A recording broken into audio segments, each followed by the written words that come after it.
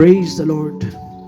Mga kaigsuunan, importante kaayo nga magpatunggan kita sa Espiritu Santo. Importante kaayo kini sa ato ang kinabuhi nga Kristohanon. Tungod kay kinahanglanon kayo nato kini sa matag adlaw, sa matag sitwasyon sa atong kinabuhi, sa atong pag-alagad sa atong Ginoo. Dili kini sayon. Adunay panahon nga maglisod kita. Adunay panahon nga bation kita o kalaay kakapoy. Usahay mo question pagani kita, di ba? Sa ato ang sitwasyon, sa mga panghitabo sa kinabuhi. And it is the Holy Spirit will help us. Sama ka na ako personally. Adunay panahon ngayon, dili ako exempted sa kabalaka. I have my personal needs. Dili ako exempted sa kalaay. Dili ako exempted sa magproblema pod ko. Magkaguol pod ko sa sitwasyon. Kaya naapo ko'y personal nga panginahanglan nun. I have to do this, I have to suffer for the ministry. Di ka na malikayan.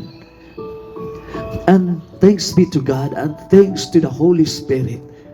Kayang gipatuhop sa matago sa kanato. Labi na kanako. Sumala sa pulong sa Diyos sa Roma, Kapitulo 8, versikulo 26. Sa ingon usab nga paagi, ang Espiritu mutabang kanato sa diha nga magbaluyahon kita. Kay kita ugo dili man makamaong moampo sa hustong inampuan. Apan ang Espiritu mao ang mangunay sa pagpangamuyo alang kanato. Uban ang laglom nga mga pag-agulo nga dili arang malitok sa mga pulo. The Holy Spirit will pray in behalf sa atua. Panahon nga di na takabaluon sa iampo.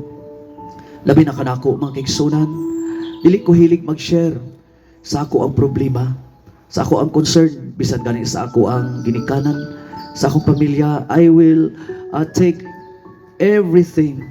Naipanahon po mo nga mo share ko, pero most of the time dili ko mo share sa ako ang concern, sa akong struggle, sa ako ang personal nga encounter.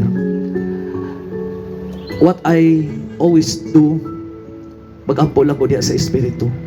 Kanunay na ako isumbong diya sa Espiritu. Mag-ampo ko dito sa ato ang Ginoo. And I find it so very satisfying and profitable yun.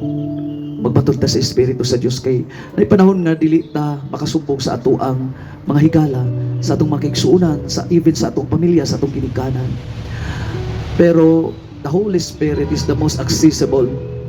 Our God is the most available na kasumbungan. Pwede kita muhilak kaniya. And the Holy Spirit will help us, will comfort us. Sa Juan Kapitulo 14, versikulo 26, apan ang manalapan ng Espiritu Santo, na sa akong ngalan ikapadala sa amahan, siya mao ang magatudlo kaninyo sa tanang butang, ug magapahinumdom kaninyo sa tanan nga akong gikasulti kaninyo. The Holy Spirit will remind us, will teach us to the things that we should do, and will remind us of the good things nga nahitabo kanato. Adunay panahon nga ma-internalize nato ang ato ang kapitos, ang ato ang kalisdanan, ang ato ang problema. And the Holy Spirit will remind us of all the good things nga nahitabo usab kanato. And also will teach us kung saan ato ang buhaton aron kita ma-overcome nato ang maong kaluyahon, ma-overcome nato ang mga negative emotions, mga negative things. Salamat yung kayo sa Espiritu Santo, because me, myself, I encounter it na very helpful and profitable and satisfying to pray with the Holy Spirit and to have the Holy Spirit in our lives.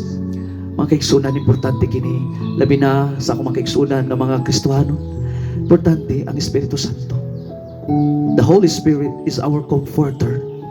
The Holy Spirit is our reminder. The Holy Spirit is our teacher. Salamat yung kaayo sa Ginoo sa manlalaban nga mao ang Espiritu Santo.